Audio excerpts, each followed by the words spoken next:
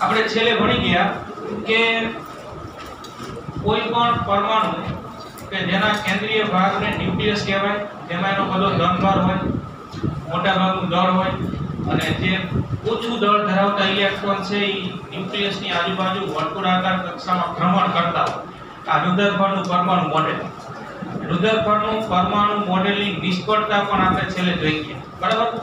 રુધરફોર્ડે કહી તો દીધું કે ઇલેક્ટ્રોન ન્યુક્લિયસની આજુબાજુ વર્તુળાકાર કક્ષામાં ભ્રમણ કરે છે, પણ જો તમે અહીંયા એક અન્ય પ્રાયોગિક હકીકત લાગુ પાડો, જેમ કે કોઈ પણ વિદ્યુતભારિત કણ પ્રવેગી ગતિ કરે એટલે ઉર્જાનું ઉત્સર્જન કરે, વિદ્યુત ચુંબકીય ઉર્જા સ્વરૂપે.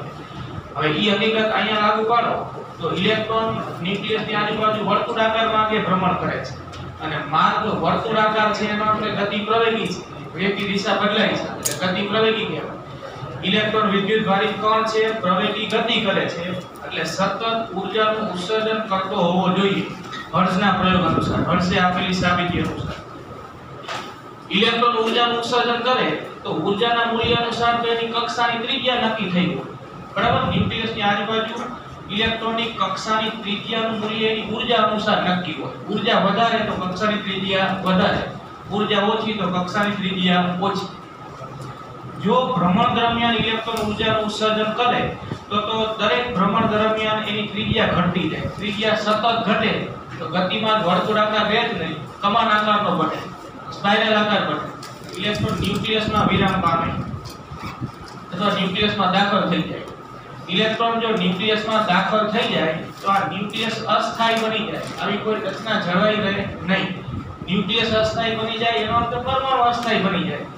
તો આવું જો થાય તો આવર્ત કોષ્ટકમાં તમે જે બધા તત્વો ગોઠવા છે કે જેમાં z નું મૂલ્ય 82 સુધી જાવ ને ત્યાં સુધીના તત્વો તો લગભગ બધા સ્થિર છે, સ્થાયી છે, કુદરતમાં એ સ્થિતિમાં મળી આવે છે, બરાબર? આપણે વ્યવહારમાં પણ ઘણા તત્વોનો ઉપયોગ કરીએ છીએ, આપણને એ સ્થાયી સ્થિતિમાં મળે છે. હકીકત એ છે કે અહીં સુધીના તત્વો તો બધા સ્થાયી છે, પણ આવું જો થાય તો હલકા મલકું તત્વ હાઇડ્રોજન એ સ્થિર સ્થિતિમાં મળી શકે નહીં, બીજા કોઈ પણ ન મળી શકે, પણ હકીકતમાં મળે છે. આનો અર્થ એ રુધરફોર્ડનું પરમાણુ મોડેલ એ પરમાણુ જે સ્થિર છે કે સ્થાયી છે એની સ્થિરતા સમજાવી શકતું નથી. રુધરફોર્ડના પરમાણુ મોડેલની નિષ્ફળતા એટલે કે એનું જે સ્થાયિત્વ નથી સમજાવી શકતું એ સમજાવવા માટે પછી બોરે પ્રયત્ન કર્યો હતો. એટલે કે હવે પછી આપણે બોરનું પરમાણુ મોડેલ આગળ ભણવાનું છે, પણ એની પહેલા બીજા કેટલાક પ્રશ્નો છે એ આપણે લેશું. જેમ કે રુધરફોર્ડના પરમાણુ મોડેલનો ઉપયોગ કરી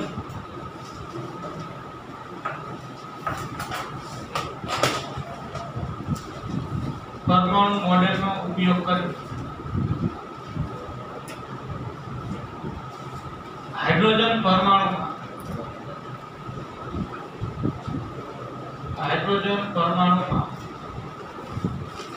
ઇલેક્ટ્રોનની કુલ ઉર્જાનું સૂત્ર મેળવો. બરાબર? કુલ ઉર્જાનું સૂત્ર મેળવો. અને આવો પ્રશ્ન પૂછાતો હોય, બરાબર? સમીકરણ તારવવાનું છે. હવે કોના કયા પરમાણુની વાત છે? હાઇડ્રોજન. હાઇડ્રોજન માટે z કેટલું? 1. એનો અર્થ કે હાઇડ્રોજનના પરમાણુમાં એક પ્રોટોન છે, z એ પ્રોટોનની સંખ્યા દર્શાવે.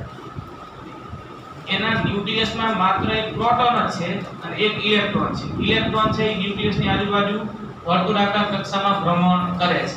તો તમે હાઇડ્રોજન પરમાણુ શબ્દ વાપરો ને એટલે વાત આવી જાય કે એનું ન્યુક્લિયસ કે જે પ્રોટોન જ છે, બરાબર? આ ન્યુક્લિયસ કેન્દ્રીય ભાગ હાઇડ્રોજન. અહીંયા ન્યુક્લિયસમાં માત્ર એક પ્રોટોન જ હોય અને એક ઇલેક્ટ્રોન હોય. જ્યાં સુધી આપેલ તત્વના પરમાણુએ કોઈ પણ ઇલેક્ટ્રોનની આપલે ન કરી હોય તો એનો જે પરમાણુ ક્રમાંક છે એના ન્યુક્લિયસમાં રહેલા પ્રોટોનની સંખ્યા સૂચવે અને એ પરમાણુ ક્રમાંક એની કક્ષામાં રહેલા ઇલેક્ટ્રોનની સંખ્યા પણ સૂચવે. એટલે z બરાબર 1 નો અર્થ થાય કે ન્યુક્લિયસમાં એક પ્રોટોન અને કક્ષામાં એક ઇલેક્ટ્રોન. આ ઇલેક્ટ્રોન આ એની કક્ષાની ત્રિજ્યા r કહી, બરાબર? આખું જે તંત્ર છે ઈ એક પ્રોટોન અને ઇલેક્ટ્રોન થી બનતું તંત્ર થયું, બરાબર. ન્યુક્લિયસ એટલે પ્રોટોન ને આ ઇલેક્ટ્રોન. ઇલેક્ટ્રોન જે કક્ષામાં ભ્રમણ કરે છે એની ત્રિજ્યાને આપણે r કહીએ. આપણે આ તંત્રની એટલે કે ઇલેક્ટ્રોન કે આ સમગ્ર તંત્રની કુલ ઊર્જાનું સૂત્ર મેળવવું છે. કુલ ઊર્જાનો અર્થ થાય કે ભ્રમણ કરતા ઇલેક્ટ્રોનની ગતિ ઊર્જા અને ઇલેક્ટ્રોન અને આ ન્યુક્લિયસ થી બનતા તંત્રની સ્થિતિ ઊર્જા બેયનો શું કરવાનો? સરવાળો. કુલ ઊર્જા કહેવાય. તો હવે આપણે પહેલા ઇલેક્ટ્રોનની ગતિ ઊર્જાનું સૂત્ર બનાવીશું, તંત્રની સ્થિતિ ઊર્જાનું સૂત્ર બનાવીશું, પછી બેયનો શું કરીશું? સરવાળો. હવે સૂત્ર ગતિ ઊર્જાનું બનાવવા માટે આપણે આ હકીકત વિચારવાની થાય છે. એ તમે ભણી ગયેલા છો, બધું જૂની વાત હોય બધી. તમને ખબર છે કે જો કણે આમ સૂર્યક માર્ગે ગતિ કરવી હોય ને તો આને કોઈ કેન્દ્રગામી બળની જરૂર હોતી નથી. પણ જો કણ આમ વળાંક લે, બરાબર, આપણે વાહન ની વક્રાકાર માર્ગે ગતિ ભણી ગયા છીએ. વળાંક લે કે પછી વર્તુળાકાર માર્ગે ગતિ કરે, ઈ દરમિયાન એને ઈ વળાંકનું કે આખું વર્તુળ પૂરું થતું હોય તો આખા વર્તુળનું જે કેન્દ્ર હોય ઈ કેન્દ્ર તરફ એને કેન્દ્રગામી બળની જરૂરિયાત ઊભી થાય. જરૂરી કેન્દ્રગામી બળનું સૂત્ર છે mv²/r. બરાબર. આ જરૂરિયાત છે, જરૂરિયાત. m એટલે જે પણ વર્તુળ માર્ગે ગતિ કરે છે એનું દળ, v એટલે ઈ વર્તુળ માર્ગે ગતિ કરતા કણ કે પદાર્થની ઝડપ, અને r એટલે ઈ વર્તુળ માર્ગની ત્રિજ્યા. આટલી જરૂરિયાત એને હોય. જો આ જરૂરિયાત પૂરી થાય તો જ એનો આ ગતિમાર્ગ સંભળી શકે, નહીં તો એ ગતિમાર્ગમાં ભ્રમણ કરી શકે નહીં, ફેંકાઈ જાય. આ જરૂરિયાત પૂરી ન થાય તો ભ્રમણ કરતા કરતા ફેંકાઈ જાય. તમે દોરીના છેડે પથ્થર બાંધીને દોરીનો એક છેડો હાથમાં રાખીને આમ ફેરવો પથ્થરને, એટલે પથ્થર આમ ભ્રમણ કરે એ દરમિયાન એને કેન્દ્ર તરફ કેન્દ્રગામી બળની જરૂરિયાત જ્યાં સુધી પૂરી થતી હોય ત્યાં સુધી એનો ગતિમાર્ગ વર્તુળાકાર શક્ય બને. જો તમે ઝડપ વધારતા જાઓ, જરૂરિયાત વધતી જાય, v વધે, જરૂરિયાત પૂરી ન થાય તો એ પથ્થર દોરીમાંથી છૂટીને ફેંકાઈ જાય અથવા દોરી તૂટી જાય અને પથ્થર હવે જે તે દિશામાં ફેંકાઈ જાય. એટલે વર્તુળ માર્ગે ગતિ કરતા પદાર્થને કેન્દ્ર તરફ આટલા કેન્દ્રગામી બળની જરૂરિયાત ઊભી થાય. એ જરૂરિયાત જે તે કિસ્સામાં જુદા જુદા બળ વડે પૂરી પડતી હોય. જેમ કે પથ્થરને દોરી વડે બાંધીને ફેરવો તો અહીંયા કેન્દ્રગામી બળની જરૂરિયાત દોરીમાં ઉદ્ભવતા તણાવ બળ વડે પૂરી પડે. પૃથ્વી સૂર્યની આજુબાજુ પરિભ્રમણ કરે છે તો અહીંયા પૃથ્વીને જરૂરી કેન્દ્રગામી બળ સૂર્ય વડે પૃથ્વી પર લાગતું ગુરુત્વાકર્ષણ બળ પૂરું પાડે.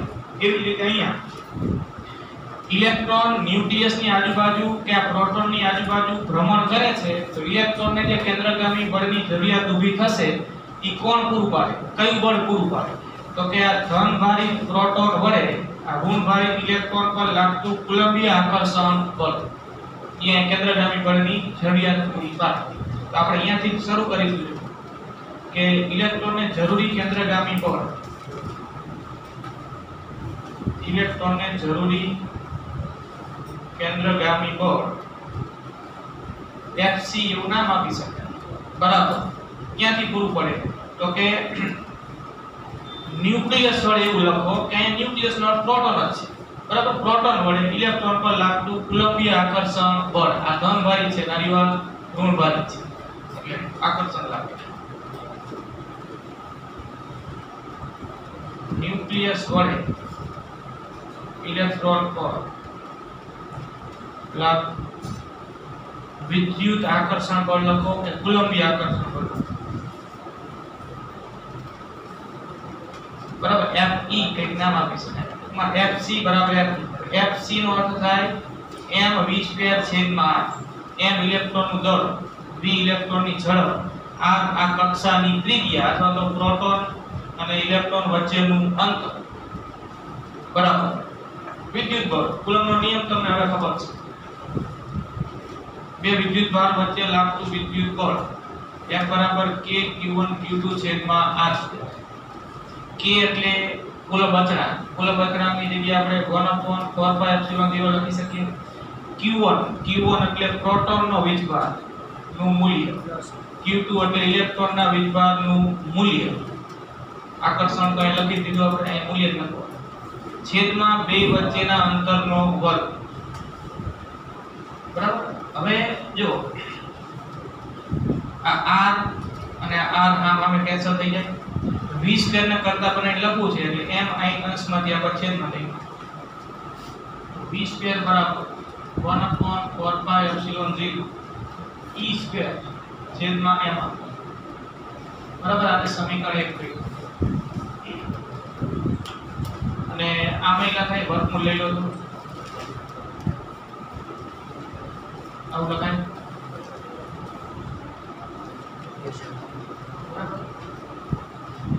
અહીં e સ્ક્વેર છે તો એનું વર્ગમૂળ નીકળી જાય. આવી v સ્ક્વેર આ આખું છે તો વર્ગમૂળ. હવે ઇલેક્ટ્રોનની ગતિ ઊર્જા, ઇલેક્ટ્રોનની ગતિ બરાબર. કોઈ પણ કણની ગતિ ઊર્જા ની વ્યાખ્યા 1/2 mv સ્ક્વેર. કે અહીંયા ગતિ ઊર્જાની સંખ્યા છે 1/2 એમ ના v સ્ક્વેર સમીકરણ 1 પર v સ્ક્વેર ના સ્થાને આખું લખી દો. e સ્ક્વેર છેદમાં 4 pi epsilon 0 mr બરાબર. સમીકરણ 1 પરથી તો ગતિ ઊર્જા k બરાબર ઇલેક્ટ્રોનની ગતિ ઊર્જાનું સૂત્ર થઈ ગયું. જો આ mm નીકળી જશે એટલે e સ્ક્વેર છેદમાં 2 × 4 8 pi epsilon 0 r આમ લખાય. કુલમ્બ અચળાંકના સ્વરૂપમાં લખવું તો લખાય. આ 1/4 pi epsilon 0 એટલે એ કુલમ્બ અચળાંક. આ k નહીં કે હરખું ન થઈ જાય તો આને મેં k ડેશ કહી દો. અહીંયા k લખો. શું લખો? k e સ્ક્વેર કુલમ્બ અચળાંક k e સ્ક્વેર છેદમાં 2r એ બે વધે ને k e સ્ક્વેર છેદમાં 2r એમ એટલે હવે સ્થિતિ ઊર્જા. જો બીજી વાત કે સ્થિતિ ઊર્જા તો હંમેશા તંત્રની હોય. ઇલેક્ટ્રોન અને આ ન્યુક્લિયસ થી બનતા તંત્રની સ્થિતિ ઊર્જા, બે વીજભારથી બનતા તંત્રની સ્થિતિ ઊર્જાનું સૂત્ર તમને ખબર છે. ઇલેક્ટ્રોન અને ન્યુક્લિયસ થી બનતા તંત્રની સ્થિતિ ઊર્જા મૂળ સૂત્ર અત્યારે તમે ભણો છો બરાબર. બે વીજભારથી બનતા તંત્રની સ્થિતિ ઊર્જાનું સૂત્ર શું છે? U બરાબર k.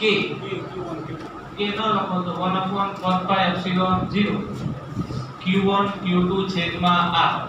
હવે બીજી વાત જો, જ્યારે આપણે બે વીજભાર વચ્ચે લાગતા બળનું મૂલ્ય લખતા હોય કુલમ્બના નિયમનો ઉપયોગ કરીને, મૂલ્ય લખો ત્યારે અહીંયા પ્લસ માઈનસ નહીં મૂકવાનું, અહીંયા વીજભારના મૂલ્યો જ મૂકવાના.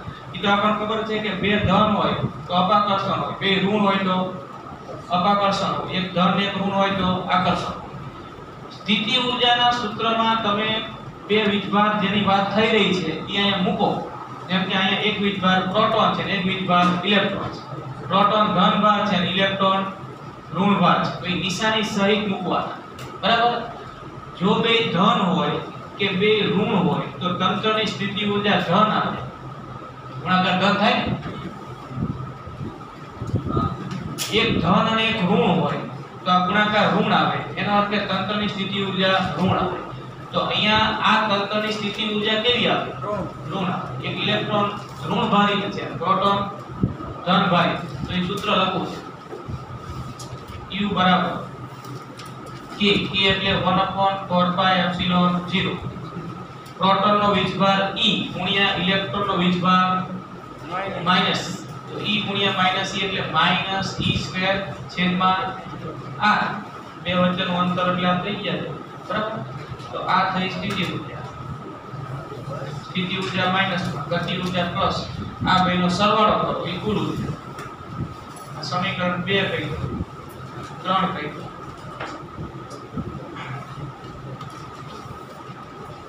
કુલ ઊર્જા, તંત્રની કુલ ઊર્જા E બરાબર k plus u. E બરાબર k ની જગ્યાએ લખો e સ્ક્વેર છેદમાં 8 pi epsilon 0 r plus u ની જગ્યાએ લખો -1/4 pi epsilon 0 e સ્ક્વેર છેદમાં r. કાઉન્સ કાઢી નાખો e સ્ક્વેર છેદમાં 8/ε0r માઈનસ e સ્ક્વેર છેદમાં 4/ε0r છેદ હરખા કરવા અહીંયા અંશને છેદમાં 2 વડે ગુણી નાખો તો અહીંયા 2 મૂકો તો અહીંયા 8 થઈ જાય બરાબર તો 8/ε0r 8/ε0r છેદ હરખા થઈ ગયા e square minus 2e square બોલો શું લખું e square minus 2 minus e square છેદમાં 8/ε0r બરાબર તંત્રની કુલ ઊર્જા આ સમીકરણ નંબર 4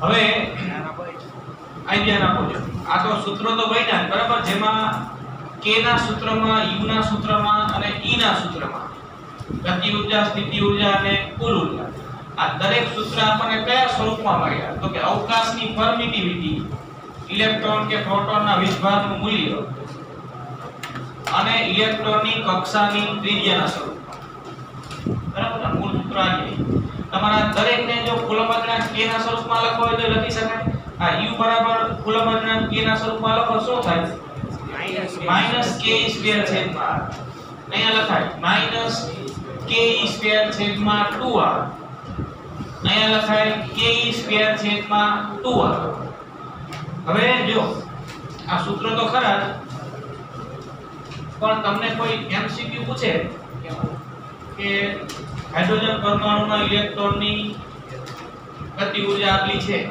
તો એની સ્થિતિ ઊર્જા કેટલી અને કુલ ઊર્જા કેટલી કોઈ એક આપ્યું હોય બાકીની બે શોધવાની તો સરળતાથી શોધવા માટે આ ત્રણેયનો સાદો સંબંધ વિચારો આ સૂત્ર પરથી એ આમાં નહીં લખવાનું આમ સાઈડમાં લખી રાખો જો ધ્યાન આપો જો આમાં k નું સૂત્ર અને e નું સૂત્ર જુઓ તો k અને e નો સંબંધ શું થાય આ બે સૂત્ર ચેક કરો આમાં ફેર શું છે આ પ્લસ છે નાની વા માઈનસ છે બાકી તો હરખું છે જો તો આમ લખાય કે k બરાબર -e અથવા e બરાબર -k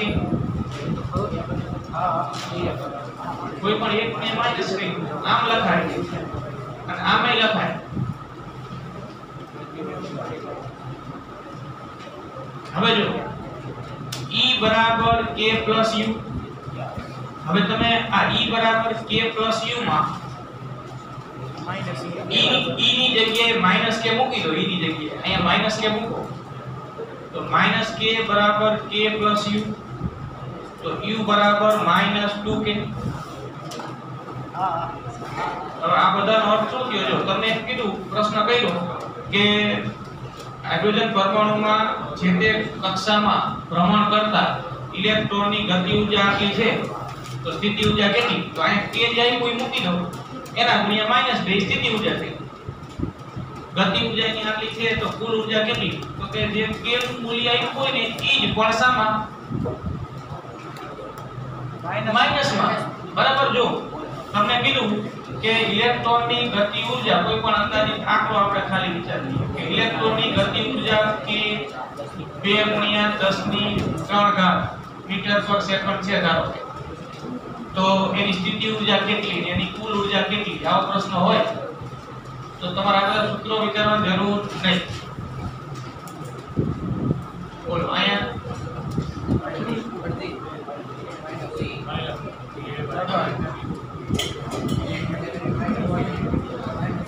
u શોધવું છે u બરાબર -2k એટલે -2 × 10⁻³ તો આ જવાબ આવે -4 × 10⁻³ અને e કેટલી તો જે k હોય ને e આંકડો u માં પણ માઈનસ બરાબર આટલું ધ્યાનમાં રાખો આનો આ જ આવે માઈનસ અને k આપ્યું હોય એના કરતા 2 ગણું u આવે પણ માઈનસ ચાલો હજી પૂર્ણ નથી થયું એ ધ્યાન રાખો કે કુલ ઊર્જા ઋણ આવી કુલ ઊર્જા ઋણ છે માટે ઇલેક્ટ્રોન ન્યુક્લિયસની બંધિત અવસ્થામાં છે આનો અર્થ જ થાય કુલ ઊર્જા ઋણ છે ને એટલે બંધિત અવસ્થા સૂચવે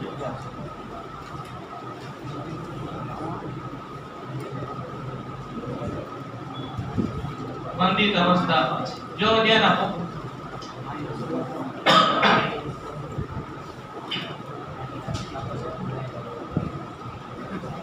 આ માઈનસમાં છે જે એવું સૂચવે કે ઇલેક્ટ્રોન ન્યુક્લિયસની આજુબાજુ જે તે કક્ષામાં બંધિત અવસ્થામાં છે. જો તમારે ઇલેક્ટ્રોનને મુક્ત કરવો તો એની જે કુલ ઊર્જા ઋણ છે ને એ વધારીને ઓછામાં ઓછી શૂન્ય કરવી પડે.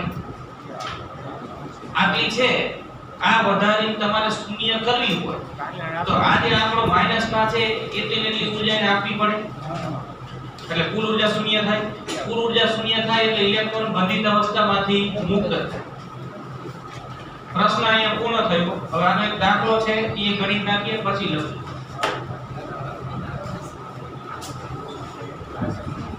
ઉદાહરણ 12.3 જો થોડી વાર અહીં ધ્યાન આપો પછી લખો. 12.3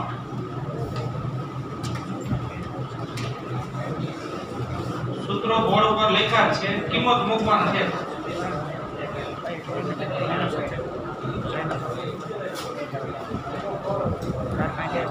જો રકમ જુઓ,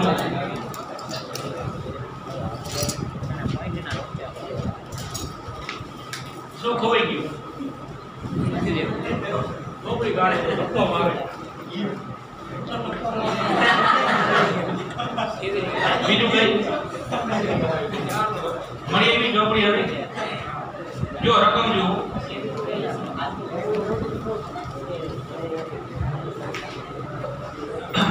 જો રકમ આ મુજબ છે કે પ્રાયોગિક રીતે એમ જણાયું છે કે હાઇડ્રોજન પરમાણુને પ્રોટોન અને ઇલેક્ટ્રોન માં છૂટા પાડવા 13.6 ઇલેક્ટ્રોન વોલ્ટ ઊર્જાની જરૂર છે. એટલે આ હમણાં વાત કરી ઈ જ વાત આ રકમમાં કરેલી છે. જો અહીં ધ્યાન આપો એક મિનિટ. આ કુલ ઊર્જા છે. હાઇડ્રોજન પરમાણુ એવો શબ્દ પ્રયોગ હોય ને એટલે ન્યુક્લિયસ એટલે શું? પ્રોટોન. હાઇડ્રોજન પરમાણુ ન્યુક્લિયસ એટલે પ્રોટોન. હાઇડ્રોજન પરમાણુમાં પ્રોટોન અને ઇલેક્ટ્રોનને છૂટા પાડવા એવો શબ્દ વાપર્યો છે. અથવા તમે એમ કહી શકો કે હાઇડ્રોજન પરમાણુમાં ઇલેક્ટ્રોનને મુક્ત કરવા કેટલી ઊર્જા આપવી પડે છે? 13.6 ઇલેક્ટ્રોન વોલ્ટ. સમજ્યા વાત? 13.6 ઇલેક્ટ્રોન વોલ્ટ ઊર્જા આપી અને ઇલેક્ટ્રોનને અહીંથી મુક્ત કરી શકાય. તો એનો અર્થ કે આ ઇલેક્ટ્રોનની ઊર્જા હોય કેટલી? -13.6. આ એક વાત થઈ ને કે આટલી ઊર્જા એને હોય અને આટલી આપો એટલે કુલ ઊર્જા શું થાય? શૂન્ય, અને મુક્ત થાય. તો આપણને જે વાક્ય રકમમાં આપ્યું ને કે અહીંથી ઇલેક્ટ્રોનને આમ છૂટો પાડવા કે પ્રોટોન ઇલેક્ટ્રોનને આમ છૂટા પાડવા આટલી ઊર્જા આપવી પડે છે. એનો અર્થ કે માઈનસ એટલી એની કુલ ઊર્જા થઈ. સમજ્યા વાત? તો કુલ ઊર્જા E નામ આપી દો. E બરાબર -13.6 ઇલેક્ટ્રોન વોલ્ટ. હવે આને આપણે જૂલમાં ફેરવી નાખીએ તો -13.6 ગુણ્યા 1.6 ગુણ્યા 10⁻−19 જૂલ આટલી કુલ ઊર્જા છે. તો પ્રશ્ન છે કે હાઇડ્રોજન પરમાણુમાં ઇલેક્ટ્રોનની કક્ષીય ત્રિજ્યા કેટલી? તો કક્ષીય ત્રિજ્યા શોધવી હોય સૂત્ર E બરાબર આની વાત R શોધવું છે. E આપણ આપી દીધું છે. કિંમત જ મૂકવા દે ખાલી. E બરાબર -e²/8πε0r. તો R બરાબર -e²/8πε0e. તો ત્રિજ્યા કે ઋણ ન હોય, ઈ તો અંતર છે ને, એમાંથી પ્લસમાં જ આવે.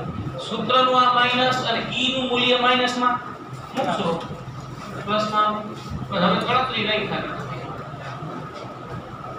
1.6 ગુણ્યા 10⁻−19 એનો વર્ગ છેદમાં 8 ગુણ્યા 3.14 ગુણ્યા 8.85 ગુણ્યા 10⁻12 અવકાશની પરમિટિવિટી.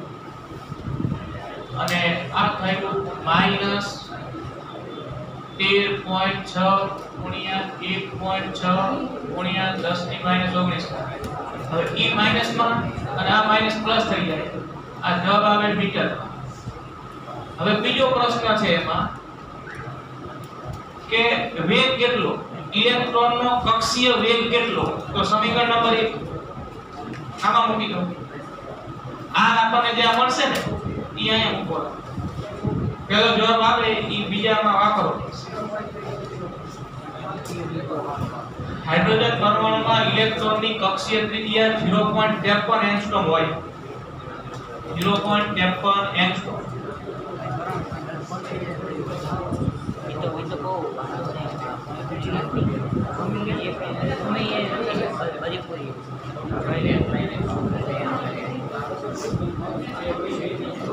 ઇલેક્ટ્રોનનો કક્ષીય વેગ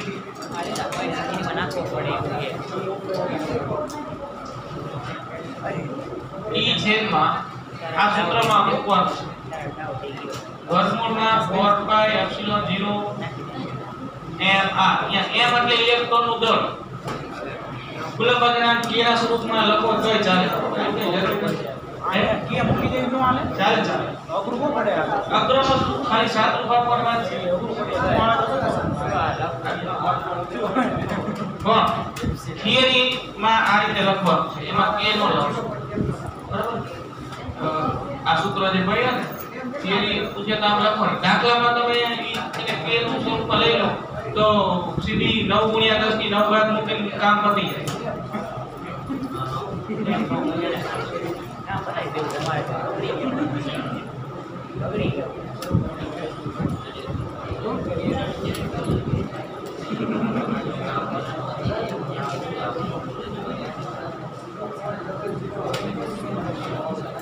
ઇલેક્ટ્રોનનું દળ 9.1 ગુણ્યા 10 ની -31 ઘાત 0.53 ગુણ્યા 10 ની -10 ઘાત એ બાજુ બધું વર્ગમૂળમાં છે બરાબર આ મીટર પર સેકન્ડમાં 2.2 ગુણ્યા 10 ની 6 ઘાત મીટર પર સેકન્ડ વેગ કેલ્ક્યુલેટરમાં ગણો પરીક્ષા કરી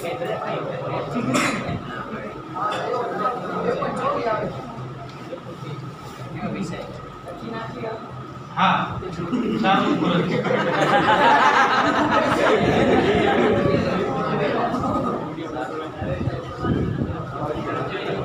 શોષણ વર્ણપટ ઉત્સર્જન વર્ણપટ એટલે શું શોષણ વર્ણપટ એટલે શું ઈ સમજીએ અને આકૃતિ ખાલી વર્ણપટ કેવી રીતે મળે ઈ સમજવા માટે આપણે દોરી છે તમારે દોરવાની જરૂર નથી ધ્યાન રાખો આખી વાત શું છે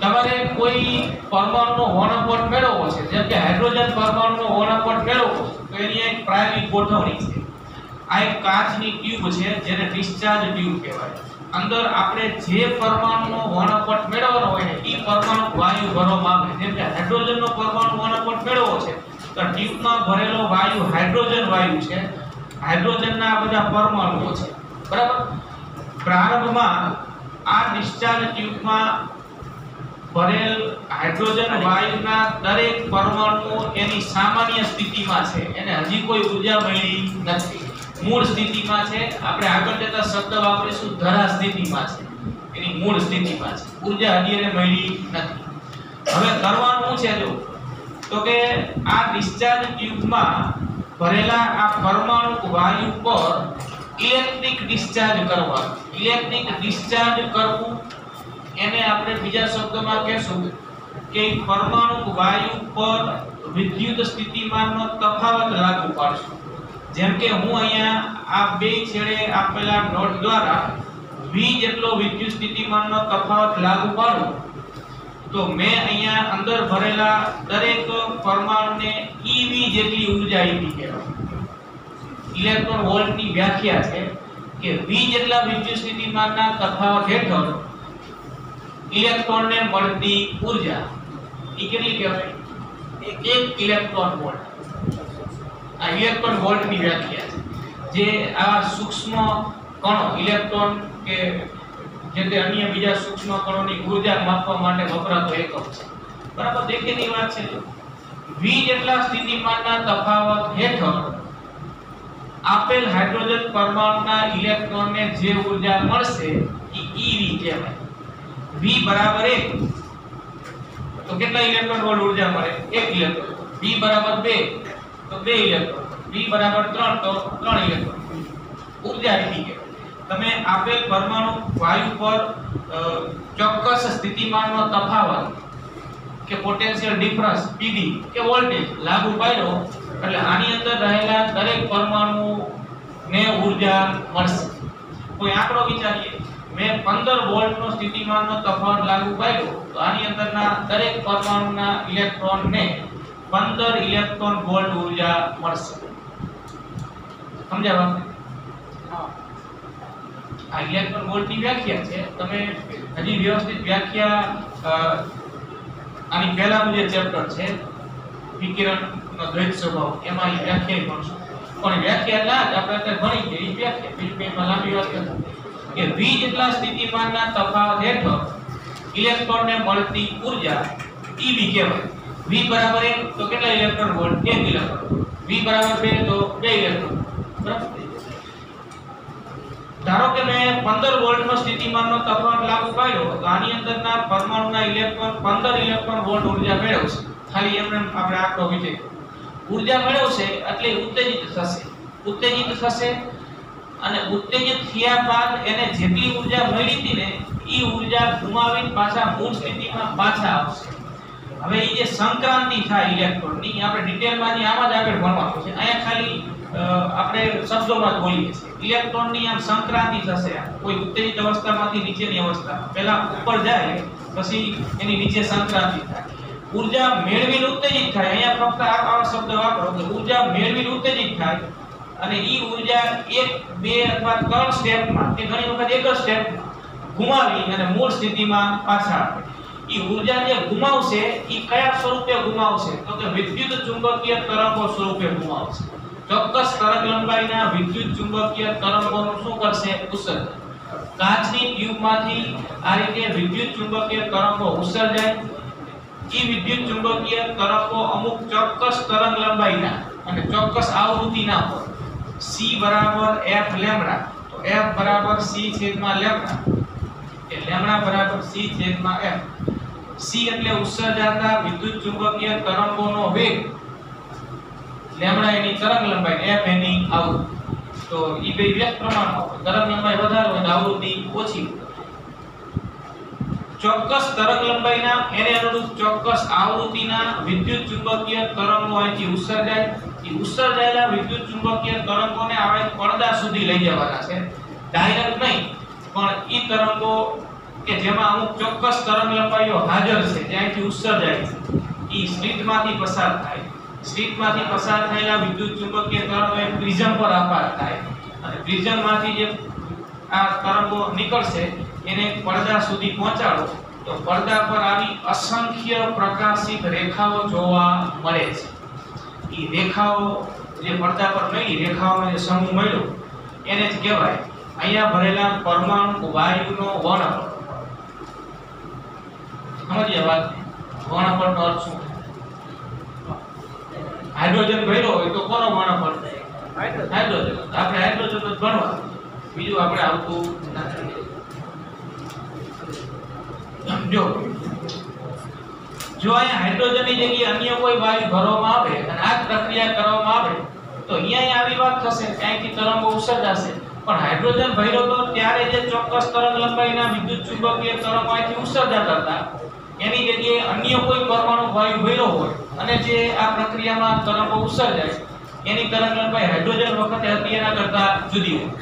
વાત એવી છે કે ડિસ્ચાર્જ ટ્યુબમાં ભરેલા પરમાણુ વાયુના પ્રકાર પર આધાર રાખી ચોક્કસ તરંગ લંબાઈના વિદ્યુત ચુંબકીય તરંગો ઉત્સર્જાય છે.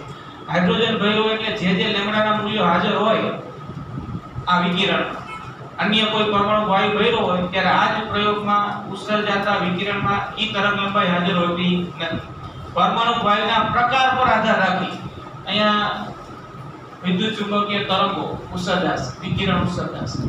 બરાબર? એટલે એમ કહેવાય છે હજી આપણે આગળ ભણવાનું છે કે આ જે વિકિરણ ઉત્સર્જાય જે તરંગ લંબાઈઓ મળે એ તરંગ લંબાઈઓ પરમાણુ વાયુની લાક્ષણિકતા રજૂ કરે. કયો વાયુ છે એ રજૂ કરે. એ વાયુના પ્રકાર પર આધાર રાખી આ તરંગ લંબાઈના મૂલ્યો મળે. બરાબર. આપણે હાઇડ્રોજન માટે ડિટેલમાં અભ્યાસ કરવાનો છે. તો આ રીતે આપણને પડદા પર આ દરેક તરંગ લંબાઈના મૂલ્યોને અનુરૂપ એક એક રેખા જોવા મળશે. કોઈ પણ એક રેખા એક ચોક્કસ તરંગ લંબાઈ જેથી ઉત્સર્જાય છે એનું સૂચન કરે છે. આવી અસંખ્ય રેખાઓ મળે છે તો જેટલી રેખાઓ મળે ને એટલી તરંગ લંબાઈના મૂલ્યો અહીંથી ઉત્સર્જાય છે એમ કહેવાય. સમજો વાત. હાઇડ્રોજન માટે આ રેખાઓ જે મળતી હોય અન્ય પરમાણુ વાયુ ભરો તો એ રેખાઓ હાઇડ્રોજન વખતે મળતી હતી એવી મળે નહીં, બદલી ગઈ. એટલે કે વર્ણપટ છે ને એ જે તે પરમાણુ વાયુની લાક્ષણિકતા છે. જેવો વાયુ એવો એનો વર્ણપટ. એવા વિદ્યુત ચુંબકીય તરંગો ઉત્સર્જાય. બરાબર. અને આ રીતે જે વર્ણપટ મળે એ વર્ણપટનો કયો પ્રકાર? ઉત્સર્જન વર્ણપટ. દરેક એક ચોક્કસ તરંગ લંબાઈના ઉત્સર્જિત વિદ્યુત ચુંબકીય તરંગને અનુરૂપ પડદા પર રેખાઓ જોવા મળે છે જેને આપેલ વાયુનું ઉત્સર્જન વર્ણપટ કહેવાય. આ ટ્યુબલાઇટ છે બરાબર. આ પ્રકાશ જે આવે છે ટ્યુબલાઇટ એ આવી જ પ્રક્રિયાનું પરિણામ છે. જો ટ્યુબલાઇટ જે છે એની અંદર એક વાયુ ભરેલો હોય, તમે ટ્યુબલાઇટ ઓન કરો એટલે બે છેડેથી અંદર ભરેલા વાયુ પર કઈ સ્થિતિમાનનો તફાવત લાગુ પડે. આવી જ વાત. બરાબર. કઈ ચોક્કસ વોલ્ટેજ લાગુ પડે એટલે અંદર ભરેલા વાયુનું ઇલેક્ટ્રિક ડિસ્ચાર્જ થયું એમ કહેવાય. એની પર કઈ સ્થિતિમાનનો તફાવત લાગુ પડ્યો. અંદર ભરેલા વાયુના પરમાણુ ઉત્તેજિત થાય. ઉત્તેજિત થયા બાદ જે ઊર્જા મેળવીને ઉત્તેજિત થયા હતા એ જ ઊર્જા ગુમાવીને મૂળ સ્થિતિમાં પાછા આવે. અને જે ઊર્જા એ ગુમાવે છે એ કયા સ્વરૂપે ગુમાવે? વિદ્યુત ચુંબકીય તરંગો સ્વરૂપે. જો આ વિદ્યુત ચુંબકીય તરંગો દ્રશ્ય વિસ્તારના હોય એટલે કે 4000 એંગસ્ટ્રોમ થી 8000 એંગસ્ટ્રોમ સુધીની તરંગ લંબાઈ ધરાવતા હોય તો એ આપણા માટે શું છે? પ્રકાશ. પ્રકાશ આવી પ્રક્રિયાનું પરિણામ છે ટ્યુબલાઇટ. સમજ્યા વાત? બલ્બ, સાદો બલ્બ છે, સાદો બલ્બ એમાં કંઈક એમાંથી જે પ્રકાશ મળે અહીંયા પ્રક્રિયા કંઈક જુદી હોય. પાસે અહીંયા એક ફિલામેન્ટ હોય, સ્પ્રિંગ હોય, ટંગસ્ટનનું બને જેનું ગલન બિંદુ ઊંચું હોય. હવે જ્યારે તમે બલ્બને ઓન કરો ત્યારે એ સ્પ્રિંગમાંથી પ્રવાહ પસાર થાય. ખૂબ મોટા મૂલ્ય પ્રવાહ પસાર થાય એટલે એક ફિલામેન્ટ ગરમ થાય. ગરમ થાય એટલે અંદર રહેલા ઇલેક્ટ્રોન ઊર્જા મેળવી અને ઉત્સર્જન પામે. અને સાથે સાથે ઈ વિદ્યુત ઊર્જાનું ઉષ્મા ઊર્જામાં અને અમુક અંશે ઈ વિદ્યુત ઊર્જાનું કઈ ઊર્જામાં? પ્રકાશ ઊર્જામાં રૂપાંતર થાય. ઈ બલ્બમાંથી મળતો પ્રકાશ. સમજ્યા કે વાત?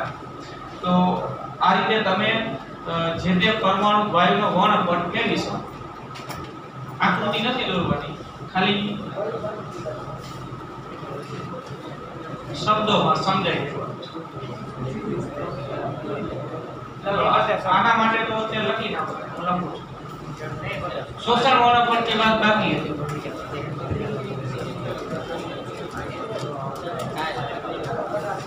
કાચની ડિસ્ચાર્જ ટ્યુબ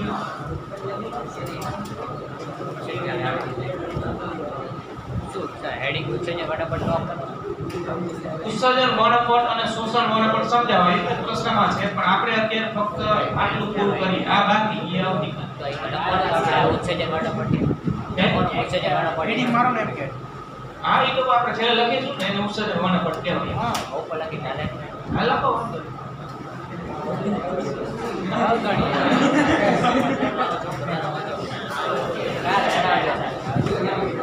હવે લખી નાખી કે હવે કામ કરી. કાચની ડિસ્ચાર્જ ટ્યુબમાં ભરેલા પરમાણુ વાયુ પર ઇલેક્ટ્રિક ડિસ્ચાર્જ કરતા એટલે કે સ્થિતિમાનનો તફાવત લાગુ પડતો.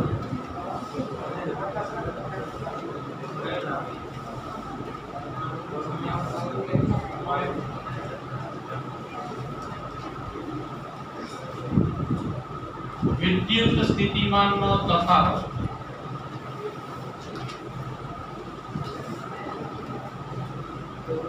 તફાવત લાગુ પાડતા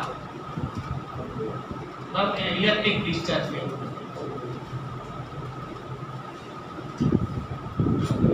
વાયુના પરમાણુ ઉત્તેજિત થાય છે.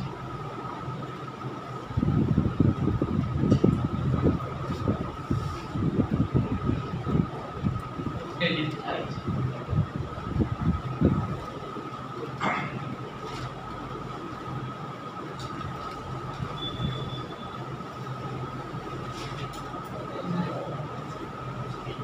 ચોક્કસ તરંગ લંબાઈના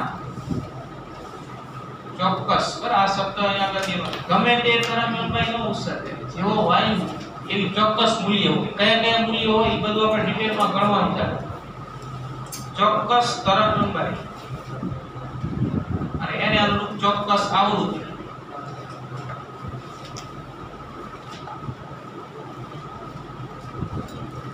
ના વિદ્યુત ચુંબકીય તરંગો જેને ટૂંકમાં વિકિરણ એવું કહેવાય.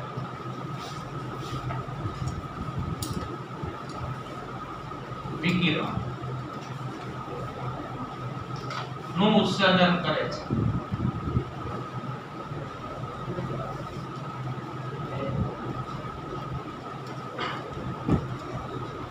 આ ઉત્સર્જિત દરેક તરંગ લંબાઈને અનુરૂપ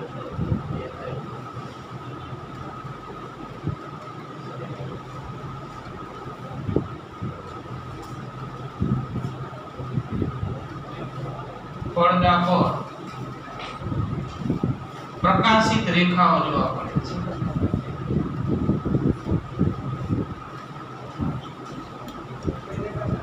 પ્રકાશિત કાળી રેખાઓની વાત શોષણમાં આવશે. અહીંયા ઉત્સર્જન વર્ણપટમાં કેવી પ્રકાશ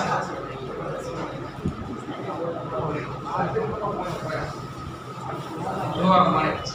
તેને આપેલ પરમાણુ વાયુનો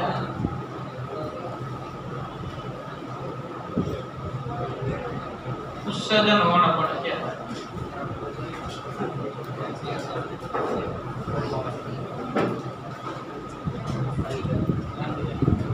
બરાબર, ચાલો આટલું લખી રાખજો. શોષણ વર્ણપટની વાત હવે પછીના ફ્રી सर आप व्याख्या है आ रहे जो सर आप व्याख्या है ના એ સમજૂતી. ઉત્સર્જન વર્ણપટ એટલે શું? व्याख्या पूछो વ્યાખ્યા નહીં, એટલે રીતે મળે